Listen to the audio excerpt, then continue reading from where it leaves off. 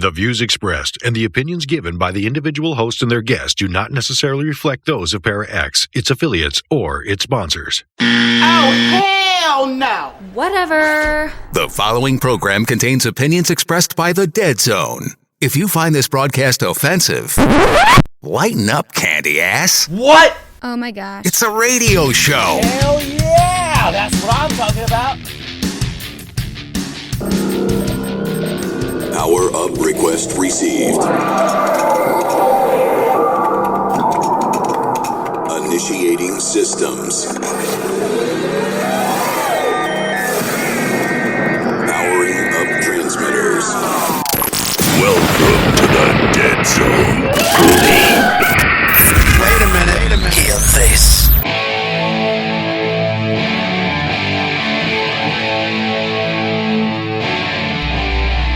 Dead Zone, August 15th. Welcome back. Tonight we have Nick Sarlo, the lead investigator at Para-Flix, YouTube channel, I believe. It's the first time Nick's been on. Nick's the star of the TV series Shadowhunters Paranormal Investigations and events for Para-Flix. So we're going to talk to him and find out what that's all about. First time he's been on. But first, here's Michelle with the paranormal news. Paranormal news. Maybe, just maybe, one day I'll be able to talk like a human being. Yo, what's going on, guys? This is your man, Vincent M. Ward, and you're listening to The Dead Zone. Hey, it's Michelle again, doing paranormal news and events on the Dead Zone. This week's episode is brought to you again by me, Michelle Poi, Associate Broker at Seasons of Indiana Real Estate. Contact me for all your real estate needs through my Dead Zone email, michelle.deadzone@gmail.com. That's Michelle with two L's, MICHELLE .deadzone@gmail.com. This episode is also brought to you by K.D. Wakefield, the author of a new suspense thriller called Murderous Masquerade. This is available in paperback or Kindle, so order your copy today on Amazon. Paranormal news.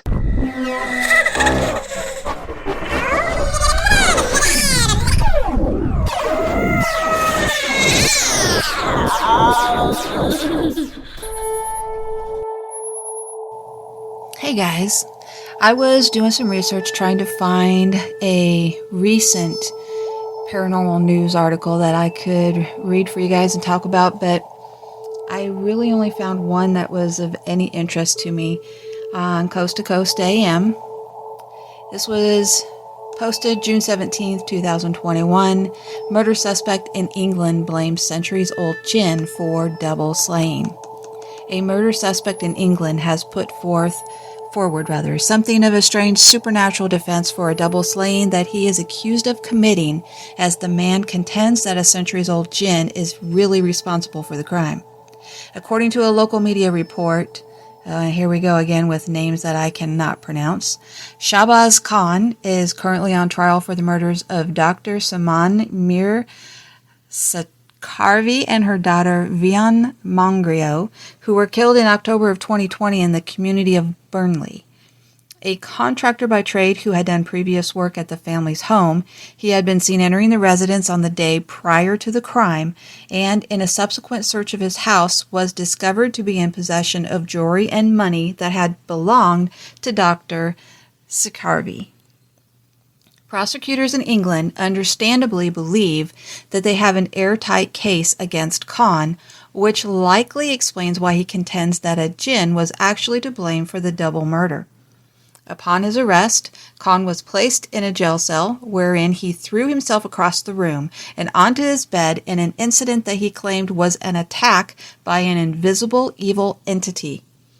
In an interview with police the next day, the accused killer began undulating and informed them that they were speaking to a 620-year-old supernatural spirit named Robert Smith Wood, who happened to live in Dr. Sakarvi's home.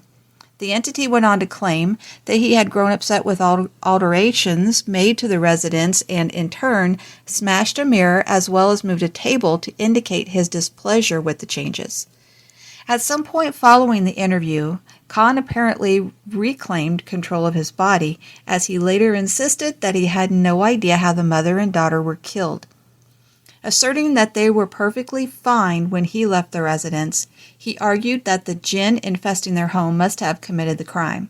As one might imagine, prosecutors are not buying Khan's story, arguing to the jury at his currently unfolding trial that the man's actions while in custody were simply his way of trying to set up his defense to say he had been attacked in his cell by a supernatural spirit.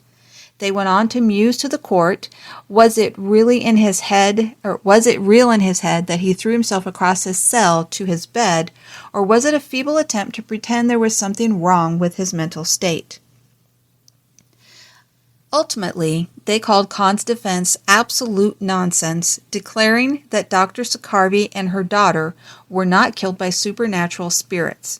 Beyond the pilfered property found in the man's possession, prosecutors also suggest premeditation on the part of the accused killer as, following the double murder, the family's home had been set on fire, while web searches on his phone centered around whether or not fire could destroy DNA. And so, unless Khan's attorney can somehow find a way to get Robert the Jinn to take the stand, he's likely to be headed off to prison in the not-too-distant future. Whatever. Now, I tried to find out if there were any other recent reports of demonic possession being claimed as the reasoning behind their actions. And what I did find was on WOWO.com. This is a radio station. They did a very short story back in November 15, 2018, called Suspect Claims Demonic Possession in Murder Case.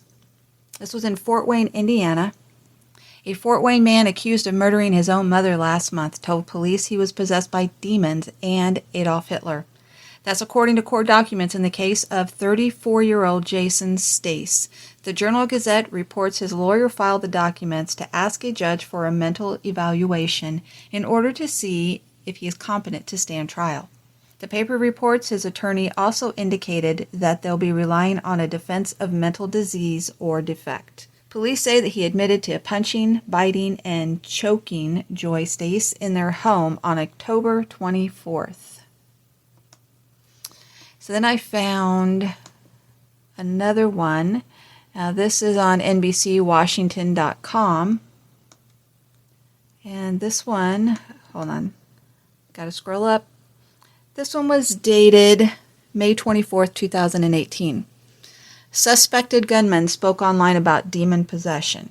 The man suspected of shooting 3 people inside an Oklahoma City restaurant before being fatally shot by bystanders had no obvious connection to the victims or the restaurant and was legally authorized to carry a firearm. Investigators are trying to determine a motive behind the Thursday night attack that wounded 4 people, according to Oklahoma City Police Captain Bo Matthews. He said the only interaction police had with the suspected gunman, 28-year-old Alexander Tilghman, was during a domestic assault and battery call when Tilghman was 13. A police report from that 2003 incident indicates that Tilghman was arrested after his mother told police he punched her several times during a dispute over a vacuum cleaner. Matthews said Thursday's shooting appeared to be random, but noted that Tilghman drove to the restaurant and wore protective gear for his ears and eyes. It looked like his mind was made up that he was going to discharge his firearm once he got there. Matthews stressed that the investigation was ongoing and confirmed that Tilghman's mental health was being looked into. On a Facebook page that police said belonged to Tilghman, the man posted a video in which he claims his television is possessed by the devil. The page uses the same profile photo as a YouTube channel where a man that appears to be Tilghman also describes demons possessing his TV and being surrounded by computers. He calmly begs for help from a real human, saying he's suicidal, lonely, and really losing it. The director of the LGBT rights group Freedom Oklahoma, Troy Stevenson, said Tilghman is the same man who distributed flyers across Oklahoma City earlier this year warning of demons taking over people's bodies, and a reporter with the LGBT publication The Gaily conducted an interview in January with Tilghman, who warned of demons in cloned transsexual bodies. Flyers with similar messages were plastered all over a vehicle that Tilghman drove, said Ryan Biolak, who said he frequently saw Tilghman at his apartment complex in northwest Oklahoma City. Biolak said he saw Tilghman acting strangely Wednesday night. He was twitchy, grabbing his hair, and acting weird. I was uncomfortable and definitely wanted to get away from him. A man who identified himself as Tilghman's brother told television station KOCO that Tilghman needed mental health treatment, saying, "Nobody reached out to him, he was crying for help." Tilghman was licensed as an armed security guard, which authorized him to carry firearms, said Gerald Conkler, General Counsel for the Oklahoma Council on Law Enforcement Education and Training. The council certifies law enforcement officers and other armed personnel across the state. Obtaining such a license requires a background check and at least 72 hours of training.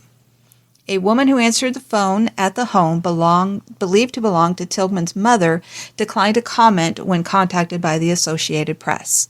Police said Tilghman was armed with a pistol when he opened fire inside Louis on the Lake around 6:30 p.m. on that Thursday.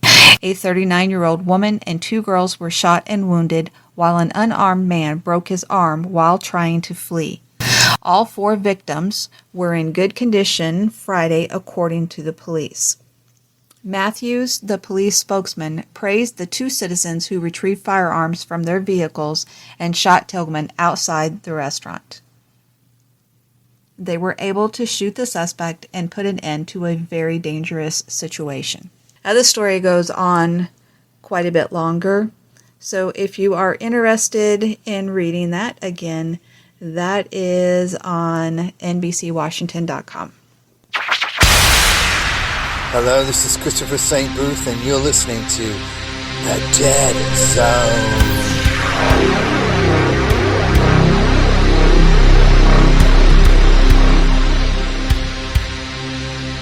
Now, the next story that I picked is one that's known a little bit more.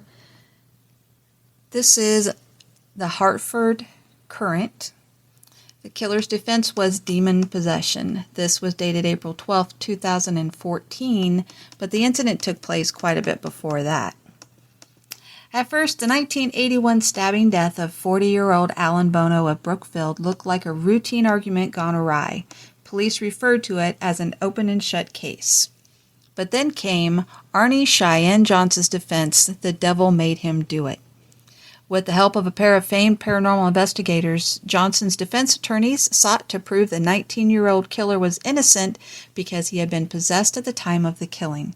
It would be the first time a possession defense was used in an American courtroom.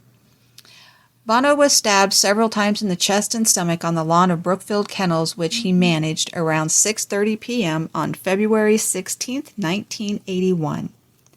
About an hour later, police arrested Johnson, described as a small, blonde, fair-skinned man, on a murder charge. The 2 men had allegedly been arguing over Johnson's girlfriend before the stabbing occurred. Days after the stabbing, clergy members, paranormal investigators Ed and Lorraine Warren, Johnson's mother, and his girlfriend all claimed Johnson had been possessed at the time of the killing. The Warrens told police that since July 1980, Johnson had participated in at least 3 exorcisms involving his girlfriend's 11-year-old brother David, who purportedly had been inhabited by 43 demons. During one of the rites, the Warrens told police Johnson leapt up and cried to the demon, "Come into me, I'll fight you, come into me." The Courant reported on February 27, 1981. From that time on, he was possessed, they said. Although police ordinarily would disregard such unusual claims, the Bridgeport, here's another one, diocese's involvement changed things. Brookfield priests called in the diocese after they heard the 11-year-old's story that he had recently entered a Newton house, sat on a waterbed, and suddenly was confronted by an elderly man with hooves, whose image was soon joined by men in grotesque costumes, the Warrens told police, according to the Courant. Shortly after Bono was killed, the diocese stopped commenting on the boy's case, but a spokesman did acknowledge that a priest had been assigned to investigate the boy. The spokesman told The Current it was the first time the diocese had assigned an investigator to look into diabolical possession. Johnson was present for the exorcisms and soon began to display violent behavior. At one point, he reportedly put his fist through a chest of drawers, growling like an animal, and then couldn't remember the incident, The Current reported. "We knew this case would end in tragedy. It was inevitable," Lorraine Warren told The Current. "But Arnie was the last one we would have ever thought it could happen to." Before Johnson was indicated on March 19, 1981, Waterbury lawyer Martin J. Manella offered to take on his case for free. Manella's plan to pursue the unprecedented demon possession defense was widely publicized. Manella said he hoped to subpoena the priest involved in the exorcism and hoped they would break tradition and speak about the rites. Though police investigated the Warrens' claims, they maintained that Bono was stabbed after a fight over Deborah Glassell, Johnson's 26-year-old girlfriend. In April, Johnson's lawyers gained permission to examine the clothing and tissue remains of Bono, who had been cremated. They said the absence of blood, rips, or wounds could prove that demons were involved. As the case progressed toward trial, the Warrens and Manella drew criticism from their peers who said they were involved in the case for personal gain. Typical of the criticism of the Warrens are comments by mentalist George Kresge, better known as the Amazing Kreskin, who argues that the Brookfield case is simply a means for the couple to prey on the superstitions of the public and build up their annual lecture revenues. They have an excellent vaudeville act, a good roadshow. It's just that this case more involves clinical psychologists than it does them, Kresge said in his story. Local attorneys said Manella was representing Johnson to rake in the publicity and that the legal community didn't take the possession defense seriously. Both the Warrens and Manella stood by their involvement in this case. Now, if you hadn't heard about this story, this is where The Conjuring had come from. This was the story behind that movie and book. Anyway, I hope that you enjoyed this. If you'd like to read the rest of that story, that's on current.com, COURANT.com. And that is it for this week. I hope you enjoyed the 3 parts of this story. Actually, I guess there were 4. The 4 parts of this story. And anyway, if you know of any real demonic possession that caused people to act out of character, email me at michelle.deadzone@gmail.com. michelle.deadzone@gmail.com. Thanks so much, guys. The worms crawl in, the worms crawl out. They crawl all over your dirty snout, your chest. My name is David Walton. I am a vocal performer for What Are You Afraid Of? Horror and Paranormal show. And I have carried the burden of a terrible secret. I am actually what is offensively called a ghost. For years now I have concealed my ectoplasmic existence from my friends and family in fear of a common prejudice against ghosts, or what we like to call the disembodied. I have existed frightened of being discovered, unable to do physical acts that the embodied take for granted, such as walking a squirrel or drinking a glass of vitamin E milk fresh squeezed from a whale. I grew depressed and even considered acts of self-harm or reincarnation, which is suicide for the disembodied. Such movies as Ghostbusters and its sequels drove my feelings of disenfranchisement, and I began looking for help, only to encounter painful exorcisms in the houses I haunted. Then I met 2 good people, it says here, Fox and Phil, at What Are You Afraid Of? Horror and Paranormal. And they helped me take control of my own life. Now, it is my choice whether I wish to make phantom bangs in the night appear at the foot of your bed in darkness, or make your walls bleed. If you are a disembodied person like I am, and you're living a lie, What Are You Afraid Of can help you too. They are on at 9 p.m. on Friday nights at Para X Radio, leaving plenty of time for midnight haunting activities, and can be found on all major podcast services. Listen to their paranormal stories, interviews, humorous sketches and horror fiction to know that you are not alone. And if you are a member of the embodied, don't forget, you are only a single heart attack or tumour away from becoming one of us. This is David Walton. See you on the other side, or as I call it, this side. And that is the end of a perfect day.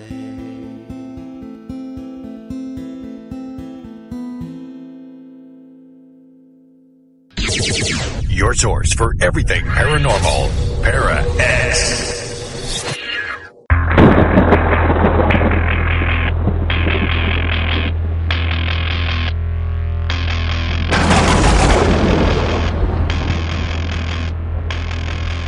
Hey, this is Lee. If you missed tonight's show or any other show, you can always check them out in the archives on the Para X Radio Network, or you can go to our website and click on any of your favorite apps.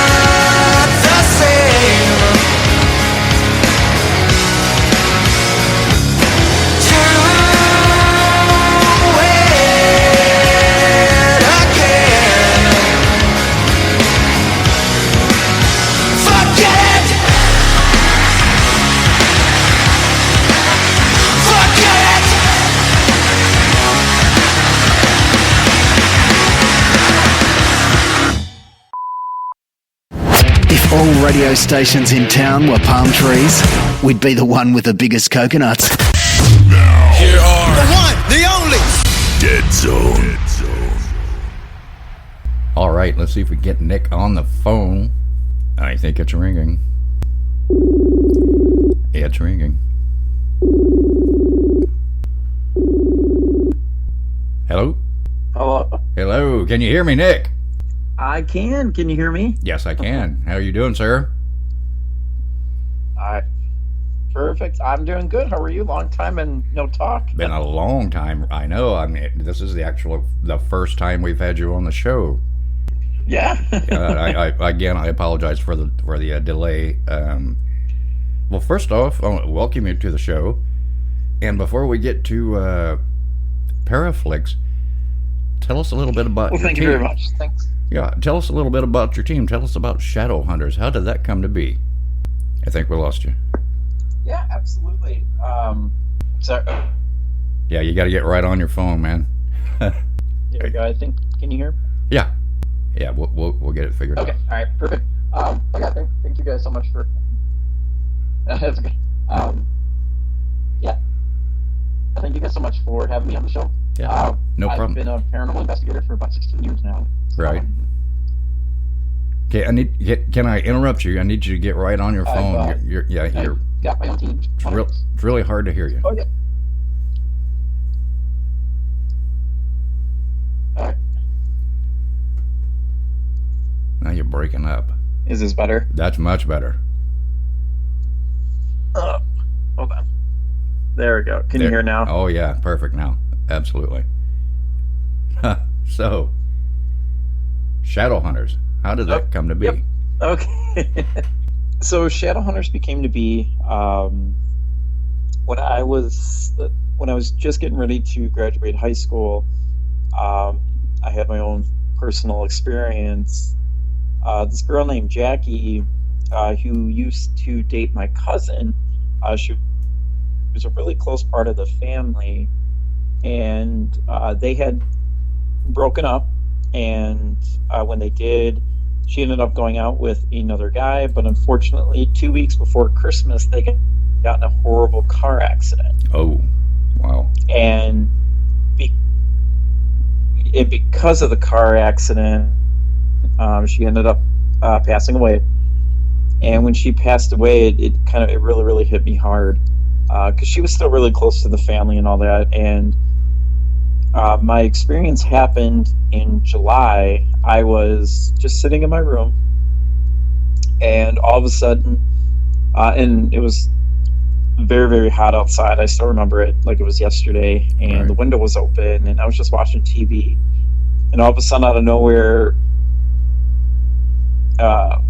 it just got intensely cold in my room, and then it felt as if she kind of went in my room, and she had a very distinct smell about her. So that's what tipped you off. And all of a sudden, all these thoughts of her were going.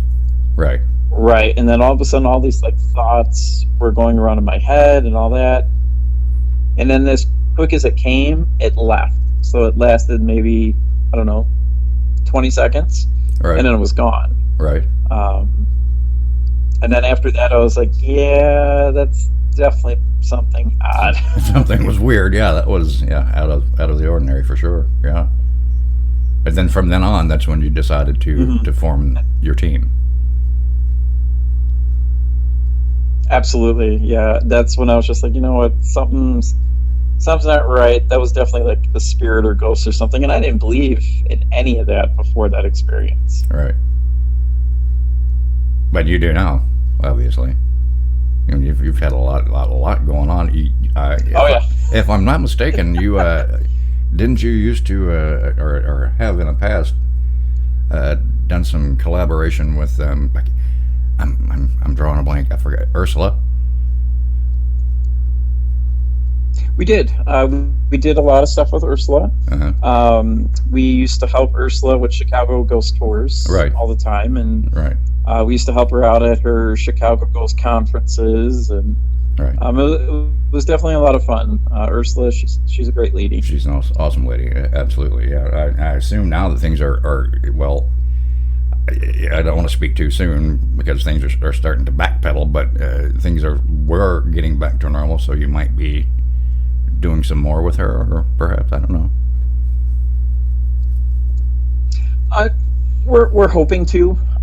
Just it's everybody's schedule's kind of busy now with with everything with COVID, and everything is different still. So we're hoping to.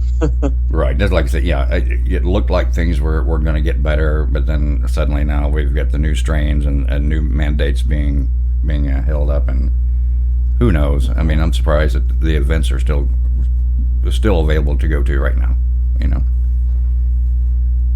Right. I think if you're fully vaccinated, though, that they're allowing you in, and yeah. I mean, you still got to wear a mask and all that. Yeah. Are you guys? So hopefully it'll kind of. It's got to go away sometime. Yeah. Are there any events that you guys have lined up now? Say like the one we're going to be at in Fort Wayne, the Dead Con, and Mid America in Kentucky. The one that we're going to. It's by Jason Snyder in Ohio. Okay, called Non-Con. Yeah, Post-Town. Right. Non-Con is supposed to be at Post-Town Elementary. Right. Yeah, I did the artwork for it. Yeah. Down there in Ohio. Right. So we're excited to go to that one. We're going to go there, and then at the end of October. We're going to the Warrens Paracon in Connecticut. Well, that would be cool. That would be very cool, yeah. Huh. Finally getting to do things we're again. We're excited to go to that one. And yeah, finally getting... What was that? Finally being able to do something again after so long. It's weird. You know? It's exciting, but it's strange. Oh, absolutely. But it feels good, though. Yeah, absolutely, yeah. All right. What is Paraflix? And I'm assuming that is out here, like our connection, right, as you can tell, our connection is terrible, so I don't really see a lot of things online. I'm assuming that's a YouTube show that you have? New streaming service. That's specifically only for anything paranormal. Okay. Okay, that's awesome. That's very good. Now, how long have you been doing that? So you can get it on Ann. We just started Paraflix in May. I think it was May that we signed on. Mm-hmm. But you can get it on Android, Apple, and now it has finally gone to Roku. Okay. So people can watch it on actual television. Right. Very cool. Yep. I'm trying to remember back in the beginning. So right now it's only. Anyway, I'm trying to remember back in the day, Are you still there? Yeah, I'm still here. Yeah, you went dead. I didn't know if you were still there or not. Like I say, back in the day, I'm trying to remember. Oh. Were you? It's the delay is killing me. Were you not part of the True Ghost Stories crew? The cast. I was. Okay, that's right. I know. Yeah, I was. Yeah. I mean, evidently a couple of the teams they're on now on like you say, like a streaming channel or something like that. So I guess they're doing what they wanted to do. Once again, though, which is I'm really glad for them that they did finally get it off the ground. And, right. That's been a long time coming. Oh God, yeah, that was a long time, and I'm still really good friends with a lot of the teams, like Terry and Tracy from Florida, Team ESP, and really good friends with them. Right. Yeah, there's no reason not to be. I mean, people, you move on, you do different things. And, yeah. Very cool. And you still work at Six Flags too, right? I don't. I'm done with Great America. Now I work. Nope, not anymore. I work at a. First, I worked at PetSmart for 8 years, and now I work at the vet hospital that's connected to PetSmart, Banfield. Well, that's rewarding in itself, right? Yeah, so like taking care of.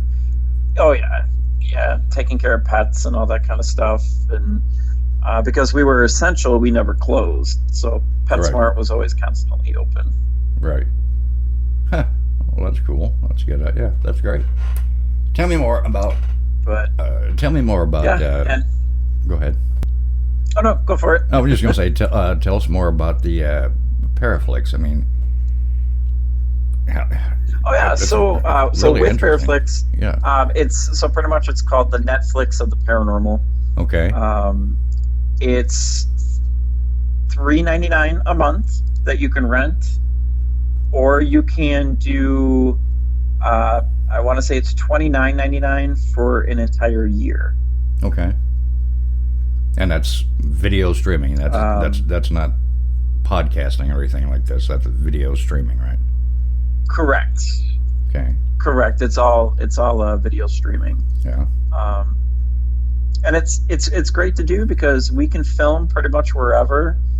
We put everything together from the music to subtitles to the intros, the outros, right. Everything like that. Yeah, you produce your own shows. And then we send it in. Right, you produce your shows. So it's nice that exactly, which is nice. Yeah.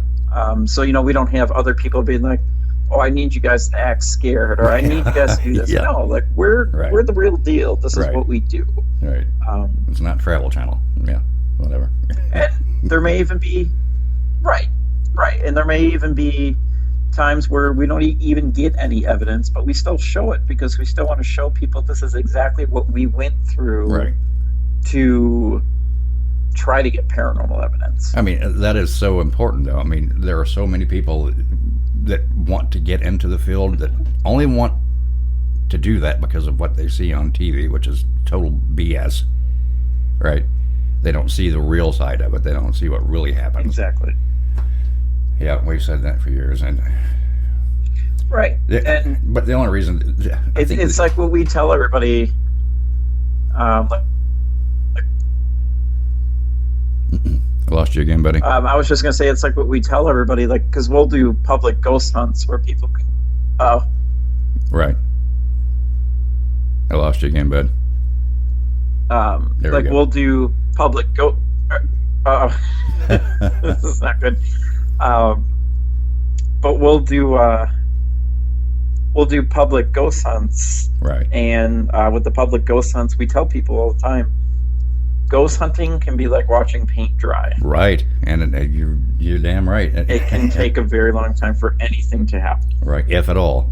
Right, absolutely. Right, and if we don't get anything, we don't get anything. If we do, we do. Right. Oh yeah, it's been a while since Rip has been on any kind of investigation. It's been too long, really. Kind of missing that and wanting to get back into it, but it is what it is, Absolutely, and we're gonna keep going with it. I mean, there was a point where, unfortunately, we were being made fun of. People thought we were the worst team in the world. You get that. People thought we faked everything and all this. Yeah. But all of that came from because we had gotten a special opportunity to do a ghost hunting show at Six Flags for their Fright Fest. Right. So you did basically. So we did. So we did this ghost hunting. You just had haters, people are going to be that way. Oh yeah, absolutely. Yeah. And I mean, it was getting to the point where they were going on our personal Facebook pages and taking pictures of us and posting weird stuff about us. It's like, all right, that's technically harassment. That is. It is. It's a defamation of characters too. But. Huh. Oh, absolutely, and they were just having fun with it, and all this, and I was just like, you know what, ignore them. So we just completely ignored them, anything like that, because I'm a better person. I'm not gonna stoop down to their level. Right, and even though there was a lot of stuff that I could have said that really could have got them in trouble that a lot of people didn't know. Yeah. But I was like, I'm not going to say anything. It's not worth it. Right. But honestly, it was all, I'm sure, jealousy. they would do it in a heartbeat if they had the chance, and they're just pissed that someone else does, you know? Well, too bad, right? Lost again, dude. Oh, absolutely. Absolutely. Are you on a cell phone, by the way? Uh-oh. Would it be easier just, I am on a cell phone. Yeah, that's what I kind of thought. Yeah, because it's just I was going to say, would it be easier for calling? Well, normal? the problem is we don't have a landline out here. We're strictly satellite. But no, you're fine. That's fine. I can edit that dead time. Oh, gotcha. You're fine. Gotcha. So when you were working when you were working with Ursula, what especially at Bachelor's Grove, anything that really spooked you there? Oh yeah, like Bachelor's Grove is just something in itself. We've had a lot of experiences down there at Bachelor's Grove. So there's a lake that's behind the cemetery where they say that Al Capone used to throw his victims and all that. Yeah. They're still trying to figure that out if that's true or not. But we could have swore that we heard a little girl that stays down there. She always wears like a white dress. Right. And people have seen her. They've heard her. We could have swore that we heard her a long time ago. And it was just, I don't know, just walking into that place was just creepy on its own. I mean, there's apparently a big barn that appears when you walk towards it, or when you walk away from it, it appears, and then when you walk towards it, it disappears. It's, I don't know, there's a whole bunch of weird stuff with kind of like a mirage kind of thing.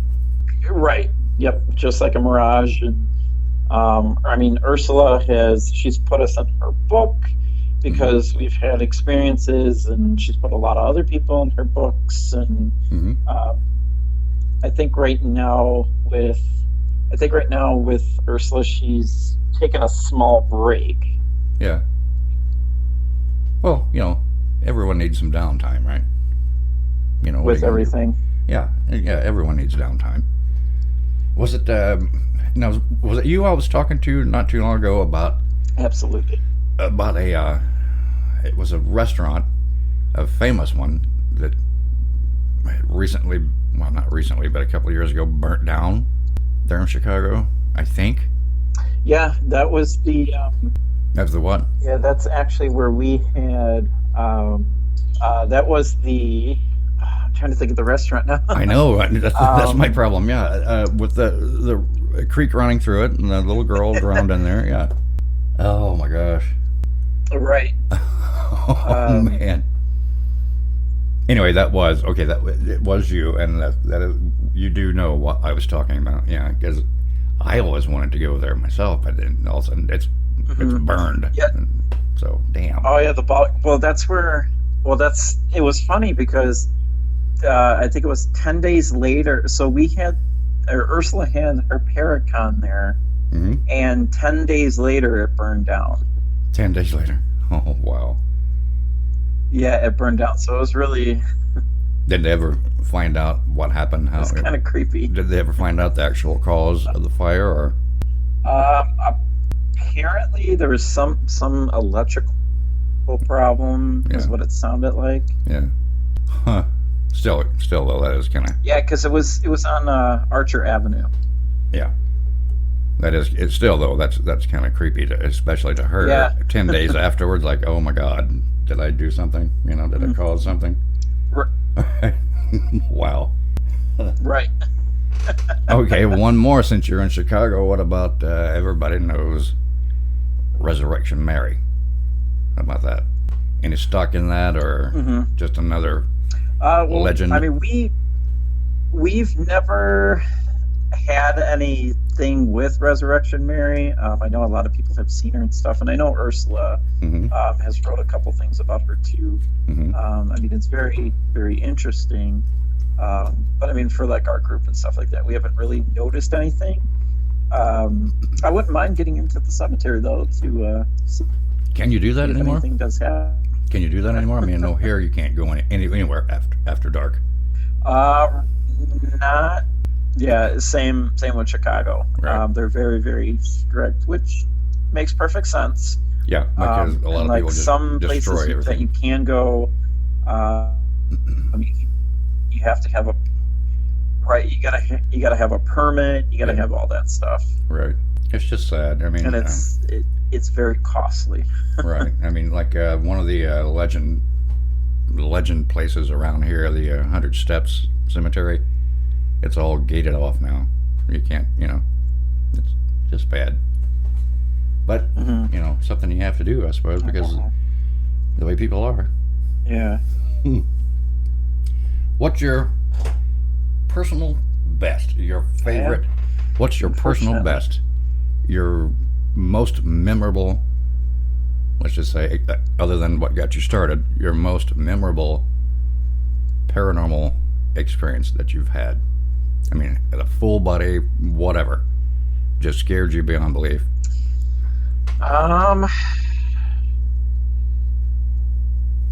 Well, there's definitely the Pollock Hospital in Peoria, Illinois. It was a very old tuberculosis hospital, and we're really good friends with Sylvia Schultz, and she has written a book about the Pollock Hospital. Okay. And that's when we met her at Ursula's Ghost Convention, and we went there, and that place was just unbelievable. We literally captured a spirit go through a wall and walk down a hallway. No kidding. On our camera. But the thing that really terrified me is, because one, I hate dolls with a passion. I can't stand them. I hate dolls, with a passion. Yeah. Which is funny because at the end of October, when we go to the Warrens Paracon, they're going to have the original Annabelle. Yeah, so guess what? Yeah. So, we'll see how all that goes. I figure I might as well face my fear with the biggest haunted doll there is. Right. But we were in the doll room. Mm-hmm. And with the doll room, there's another room that's completely across. And we're getting ready to take a break, and all of a sudden I just happened to look to my right, and full on, I saw a lady walk past the doorway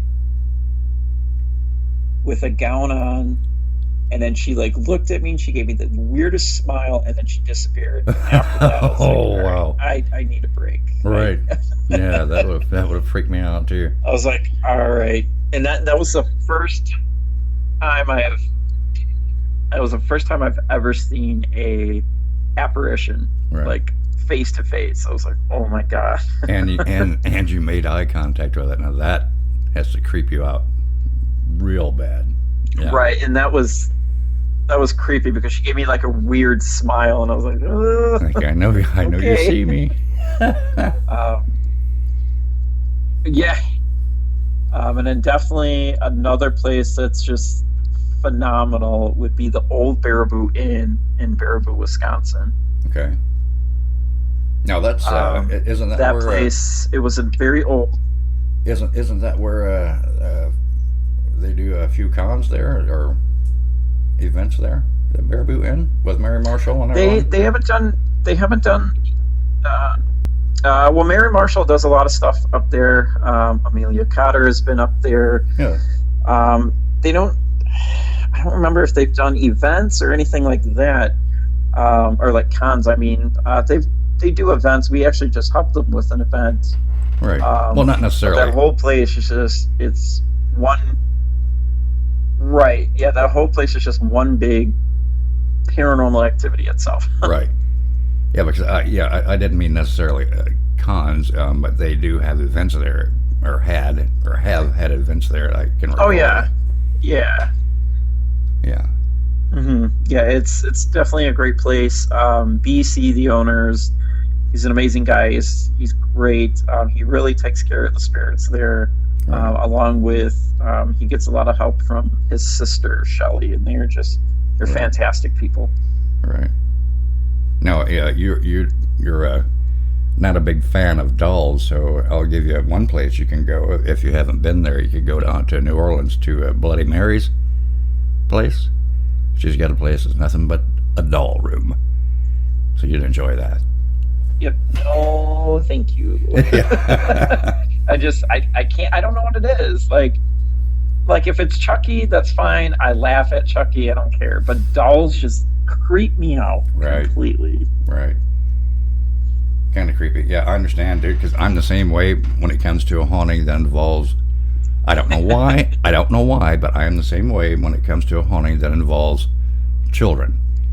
I get so creeped out by the thought of a ghost child that I don't know why. It's just weird, and it just bugs me, But yeah, I get it. Yeah, it's I mean, that's creepy too. Like, I don't know what it is. So we'll see how the end of October goes. There you go. Look forward to hearing about it. Yeah. Do a selfie with Annabelle. Oh yeah. All right, Nick, we're gonna let you go, man. They said we can take pictures. Yeah. So. Well, Dead Zone. All right, sounds good. Thank you so much for having me on the show. All right, Dead Zone has Dead Zone Annie too. We take with us now and again. That's just a replica of Annabelle, right? Oh wow. I don't know if you knew that or not. Yeah, we've got the whole box and the whole thing, but we don't call her Annabelle. It's Dead Zone Annie. So there's no confusion. Yeah. Anyway, Nick, thanks for coming on, man, and we will have you back if that's okay. Is that good with you? Yeah, absolutely. I had a great time. Thank you very much. All right, man. Talk to you soon. Hey, this is Lee. Has the pandemic got you going crazy like it does us? Well, just a reminder, Poasttown Elementary School presents Non-Con 6, Middleton, Ohio. A legit haunted school, an event with tons of people already signing up. It's all over the Facebook page. And it's free. Pretty much it's free. You got to check it out. September 24th, 25th, and 26th. Just Google Non-Con 6. And for more information, you can contact Jason Snyder, Keith Age, or Daryl Weissman.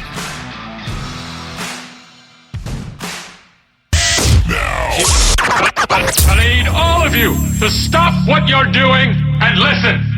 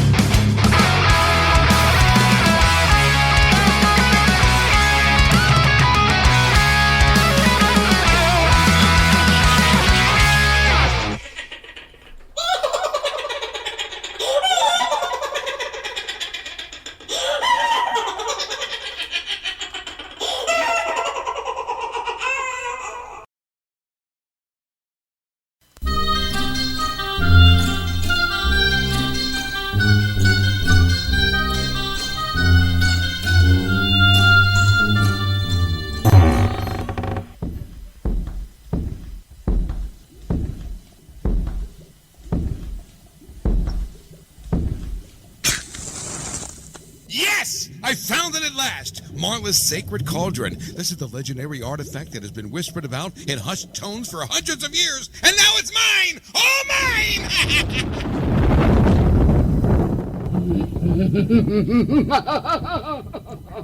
Who dares defile the sanctity of my castle walls? Step away from the cauldron, you impertinent, muddy-mettled maltworm. Never! I've spent half my lifetime trying to discover your age-old secret of stirring the cauldron! Oh, for Merlin's sake, that's no deep, dark secret. Just tune into the Para X Radio Network Thursday nights at 9 o'clock Eastern for more cauldron stirring than you can shake a wand at. Oh.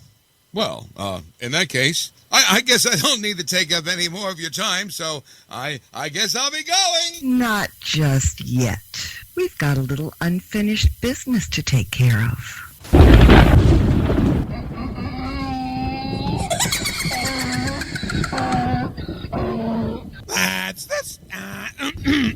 That's Stirring the Cauldron with Marla Brooks every Thursday night at 9 p.m. Eastern on the Para X Radio Network. If you've enjoyed this episode, share it with your friends. This is the Dead Zone Paranormal Radio Show. Thanks for listening.